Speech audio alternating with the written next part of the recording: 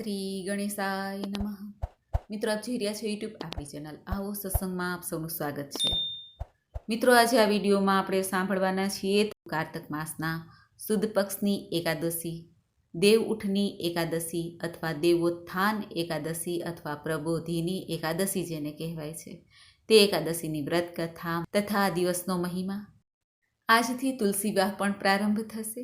જો આપને આ વિડીયો પસંદ આવે તો લાઈક કરજો, શેર કરજો. આપ આ ચેનલ પહેલી વખત જોઈ રહ્યા છો તો સબસ્ક્રાઈબ કરી લેજો, જેથી આવનારના વિડીયોની માહિતી આપ સુધી તુરંત પહોંચી શકે. ધન્યવાદ. મંગલમ ભગવાન વિષ્ણુ, મંગલમ ગરુડધ્વજ, મંગલમ પુંડરીકાક્ષ, મંગલાય તનોહરી. બોલો મંગલ મૂર્તિ ભગવાન શ્રી લક્ષ્મીનારાયણ દેવની જય. મિત્રો, એકાદશી અર્થાત 11મી તિથિ. એકાદશીના સ્વામી ઈષ્ટદેવ ભગવાન શ્રી હરિનારાયણ છે. દેવ ઉઠની એકાદશીના દિવસે જે ભક્તો વ્રત કરવા માંગે છે અથવા જેઓ વ્રત કરવા નથી માંગતા કે કરી શકતા નથી, તેઓ પણ આજે ભગવાન નારાયણ લક્ષ્મીપતિની પૂજા કરી શકે છે અથવા મંદિરે જઈને દર્શન કરી દાન પુણ્ય કરી શકે છે. આ વ્રતનો સંકલ્પ સવારે જ કરવાનો હોય છે. જે ભક્તો વ્રત કરવા માંગે છે તેઓ સવારે વહેલા ઉઠીને સ્નાનાદિથી પરવારીને શુદ્ધ વસ્ત્ર ધારણ કરે. ત્યારબાદ આપણા ઘરના મંદિર પાસે આવીને ઘરના મંદિરની સફાઈ કરે. જો મંદિરમાં નાનકડું ભગવાન શ્રી લક્ષ્મીનારાયણનું સ્વરૂપ હોય, લાલજીનું સ્વરૂપ હોય કે ભગવાન નારાયણના કોઈ પણ અવતાર છે, આ દિવસે ખાસ પૂજા થાય છે ભગવાન નારાયણની. આજે શેરડીના રસથી માંડવો તૈયાર થાય છે. તુલસી માતાની સેવા પૂજા થાય છે. તુલસી ક્યારે પણ માંડવો તૈયાર કરી શકાય છે. ત્યારબાદ ભગવાન વિષ્ણુની મૂર્તિને સ્થાપિત કરાય છે. ભગવાનના ચરણ ચિહ્નને બનાવવામાં આવે છે, રંગોળી પૂરવામાં આવે છે. ભગવાનને શેરડી, સિંગોડા અને પીળા ફળ, મીઠાઈ અર્પિત કરાય છે. ધૂપ, દીપ, નૈવેદ્ય, માખણ, મિશ્રીથી ભગવાનની પૂજા કરીને ત્યારબાદ પ્રભુને તુલસીદલ અર્પિત કરાય છે. જે આપણે ભગવાનને ભોગ ધર્યો છે તેમાં પણ તુલસીદલ પધરાવવા જોઈએ. દીપક પ્રગટાવવો જોઈએ, જે આખી રાત ચાલે. રાત્રે પણ જાગરણ કરી શકાય છે, ભગવાનના નામ જપ કરી શકાય છે અને વ્રતકથા સાંભળવાનો પણ મહિમા છે. વ્રતકથા સાંભળીએ ત્યારે જ વ્રત પૂર્ણ થયું કહેવાય છે. અને આ દેવ ઉઠની એકાદશી કે જ્યારે ચાતુર્માસ પૂર્ણ થાય છે, તે સર્વે પાપોને હરનાર, અશ્વમેઘ યજ્ઞ સમૂહ પુણ્ય પ્રાપ્ત કરાવનાર છે. તો આવો મિત્રો, આપણે સાંભળીએ દેવ ઉઠી એકાદશીની વ્રત કથા. બોલો ભગવાન નારાયણ લક્ષ્મીપતિની જય. એક વખત પરમપિતા બ્રહ્માજીએ નારદજીને પૂછ્યું, હે મુનિ શ્રેષ્ઠ, હવે તમે પાપ નષ્ટ કરવાવાળી તથા પુણ્ય મુક્તિને દેનારી પ્રબોધિની કે દેવ ઉઠી એકાદશીનું મહાત્મય સંભળાવો. ભાગીરથી ગંગા મનુષ્યને ત્યારે જ ફળ આપે છે જ્યાં સુધી કારતક માસની પ્રબોધિની કે દેવ ઉઠી એકાદશી આવતી નથી. તીર્થ, નદી, સમુદ્ર આદિ ત્યાં સુધી ફળ આપે છે જ્યાં સુધી દેવ ઉઠી એકાદશી આવતી નથી. કારતક માસના શુક્લ પક્ષની પ્રબોધિનીના વ્રતનું ફળ 1,000 અશ્વમેઘ 100 રાજસૂય યજ્ઞોના ફળના બરાબર હોય છે. આ સાંભળીને નારદજીએ પૂછ્યું, હે પિતામહ, એક સંધ્યાએ ભોજન કરવાથી, રાત્રિના ભોજન કરવાથી તથા આખો દિવસ ઉપવાસ કરવાથી ક્યું ફળ મળે છે? તમે તે સમજાવો. ત્યારે પરમપિતા બ્રહ્માજી બોલ્યા, હે નારદ, એક સંધ્યાએ ભોજન કરવાથી 1 જન્મનું તથા 1 રાત્રિમાં ભોજન કરવાથી 7 જન્મના સમસ્ત પાપ નષ્ટ થઈ જાય છે. જે વસ્તુનું ત્રિલોકમાં મળવું દુષ્પ્રાપ્ય છે, તે વસ્તુ પ્રબોધિની એકાદશીના વ્રતના પ્રભાવથી પ્રાપ્ત થાય છે. તથા સુમેરુ પર્વતના સમાન કઠિન પાપ ક્ષણ માત્રમાં જ નષ્ટ થાય છે. અનેક જન્મોના પૂર્વજન્મના કરેલા ખરાબ કર્મોને પ્રબોધિની એકાદશીનું વ્રત ક્ષણભરમાં જ નષ્ટ કરી દે છે. જે મનુષ્ય પોતાના સ્વભાવ અનુસાર આ એકાદશીનું વ્રત વિધિપૂર્વક કરે છે, તેને પૂર્ણ ફળ પ્રાપ્ત થાય છે. જે મનુષ્ય શ્રદ્ધાપૂર્વક થોડું પણ પુણ્ય કરે છે, તે પુણ્ય પર્વતના સમાન અટલ હોય છે.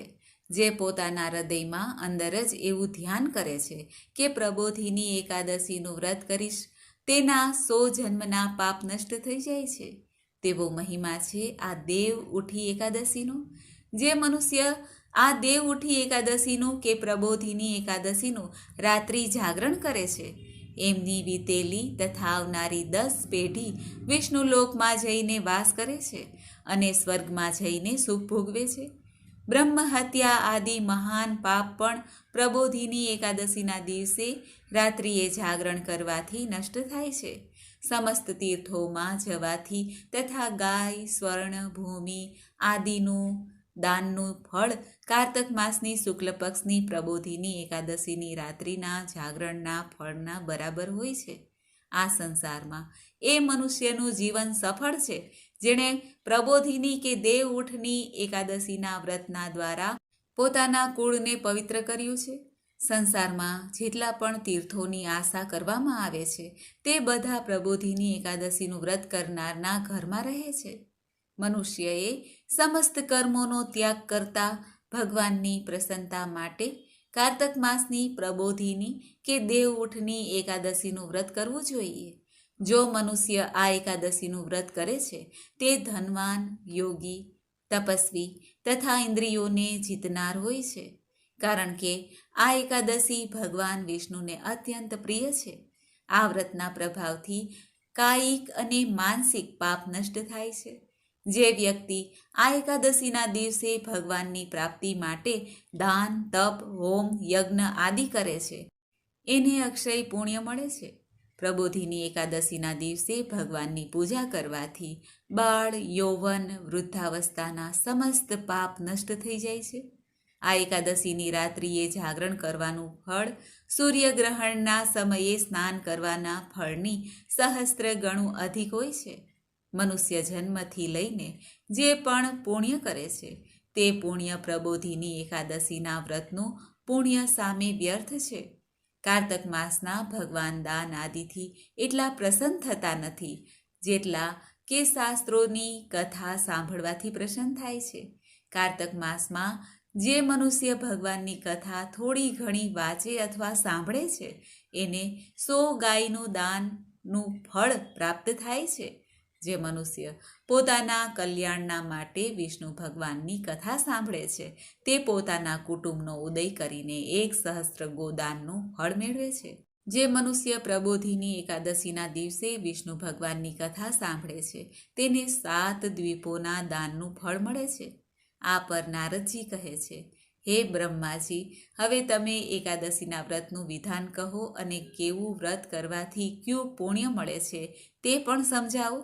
ત્યારે બ્રહ્માજી બોલ્યા, હે નારદજી, આ એકાદશીના દિવસે મનુષ્યએ બ્રહ્મ મુહૂર્તમાં ઉઠવું જોઈએ અને નદી, તળાવ કે કૂવા પર સ્નાન કરીને વ્રતનો નિયમ ગ્રહણ કરવો જોઈએ. એ સમયે ભગવાનને વિનય કરવા જોઈએ કે હે પ્રભુ, આજે હું નિરાહાર રહીશ કે એક ટાઈમ ભોજન લઈશ કે પછી ફળાહાર કરીશ, બીજા દિવસે ભોજન કરીશ. આવી રીતે સંકલ્પ કરવો અને પ્રભુને પ્રાર્થના કરવી કે હે પ્રભુ, મારી રક્ષા કરજો. આ રીતે વિનય કરીને ભગવાનની પૂજા કરવી જોઈએ. વ્રતનો પ્રારંભ કરવો જોઈએ. એ રાત્રિના સમયે ભગવાનની સમીપ ગીત, નૃત્ય, વાજા તથા કીર્તનથી વ્યતીત કરવો જોઈએ. પ્રબોધિની એકાદશીના દિવસે કૃપણતાનો ત્યાગ કરીને ઘણા પુષ્પ, અગર, ધૂપ આદિથી ભગવાનની આરાધના કરવી જોઈએ. શંખના જળથી ભગવાનને અર્ઘ્ય આપવો જોઈએ. તેનું ફળ તીર્થદાન આદિથી કરોડ ગણું વધુ થાય છે. જે મનુષ્ય અગસ્ય પુષ્પથી ભગવાનની પૂજા કરે છે તેની સામે ઇન્દ્ર પણ હાથ જોડીને ઊભા રહે છે. કારતક માસમાં જે બિલ્વપત્રથી ભગવાનની પૂજા કરે છે અંતમાં તેને મુક્તિ મળે છે. કારતક માસમાં જે મનુષ્ય તુલસી પત્રથી ભગવાનની પૂજા કરે છે તેના 10,000 જન્મના સમસ્ત પાપ નષ્ટ થઈ જાય છે. જે મનુષ્ય આ માસમાં શ્રી તુલસીજીના દર્શન કરે છે કે સ્પર્શ કરે છે, ધ્યાન કરે છે અથવા કીર્તન કરે છે, તુલસી રોપે છે અથવા સેવા કરે છે, તે 1000 કોટી યુગ સુધી ભગવાનના ઘરમાં રહે છે. જે મનુષ્ય તુલસીનો છોડ લગાવે છે તેના કુટુંબમાં જે પેદા થાય છે તે પ્રલયના અંત સુધી વિષ્ણુ લોકમાં રહે છે. જે ભગવાનની કદંબ પુષ્પથી પૂજા કરે છે તે યમરાજના દુઃખોને મેળવતો નથી. જે ગુલાબના પુષ્પથી ભગવાનની પૂજા કરે છે તેને મુક્તિ મળે છે. જે મનુષ્ય બકુલ કે અશોકના ફૂલથી ભગવાનની પૂજા કરે છે તે અનંતકાળ સુધી શોકથી રહિત થાય છે.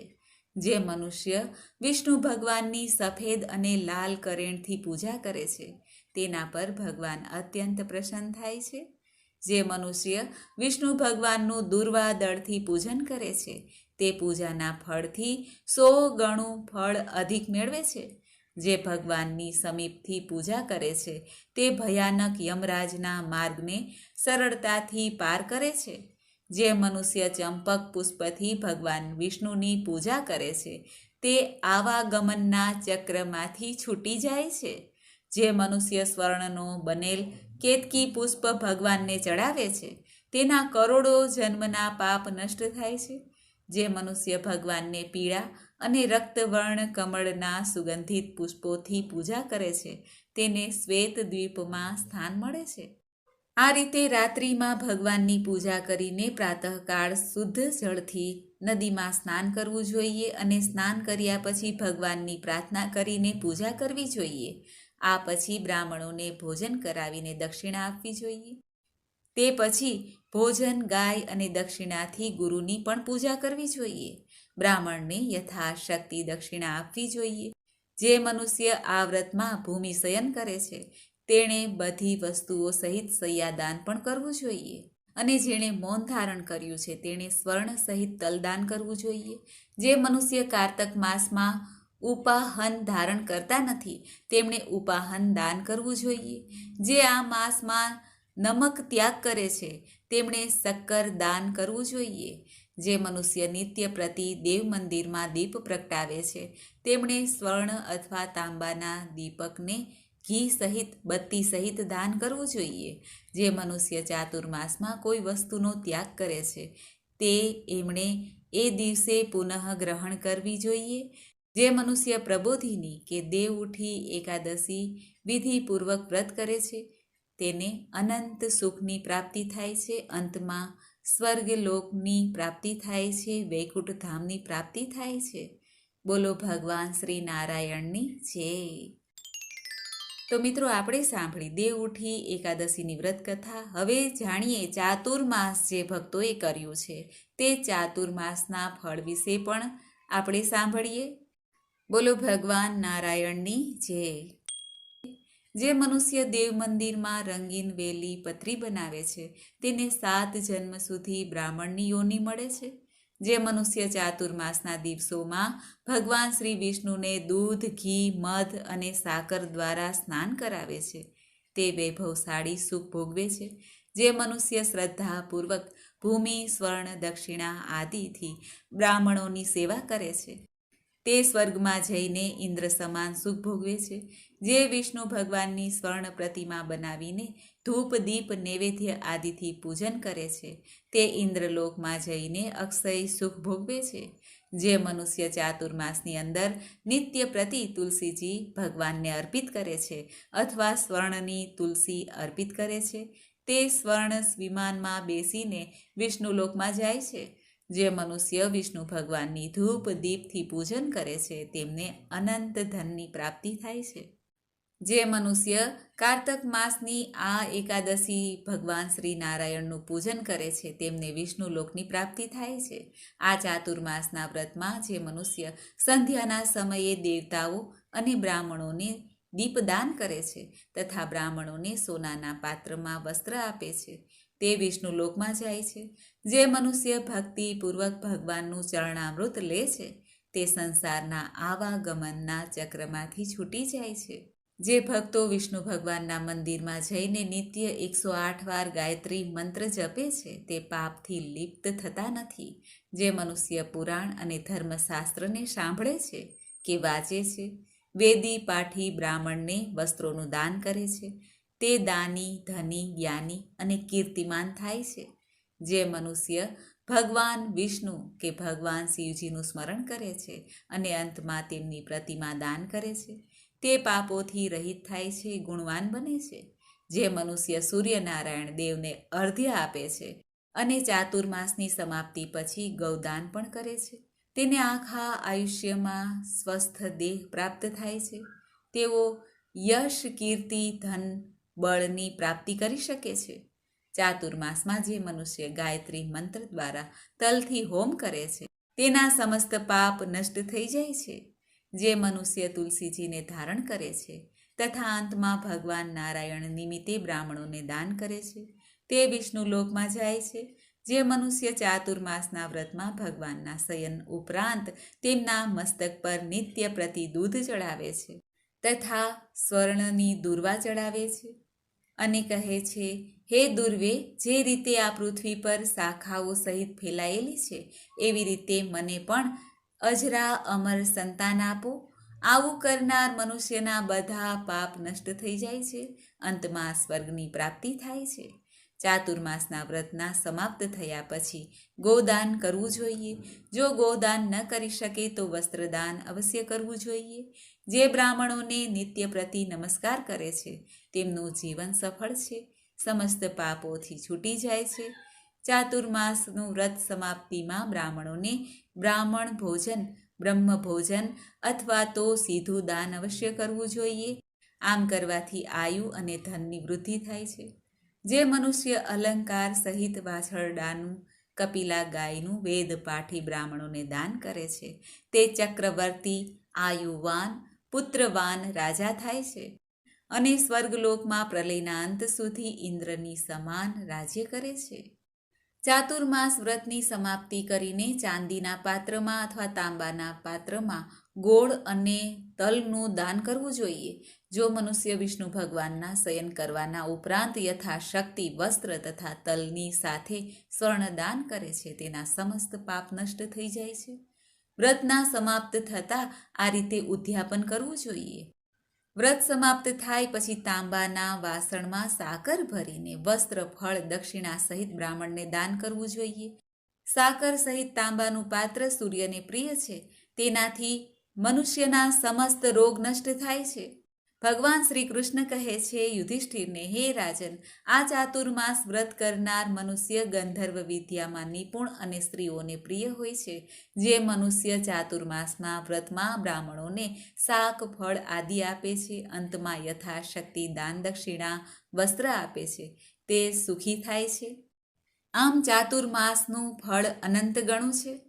જે મનુષ્ય આ ચાતુર્માસનું વ્રત કરે છે અને ત્યારબાદ આજના દિવસે એટલે કે એકાદશી, દ્વાદશીના દિવસે પારણા કરે છે, વેદ પાઠી બ્રાહ્મણને દાન દક્ષિણા કરે છે, તેનું કલ્યાણ અવશ્ય થાય છે. ગાય માતાની સેવા કરે છે, તુલસી માતાજીની સેવા પૂજા કરે છે, તેનું કલ્યાણ અવશ્ય થાય છે.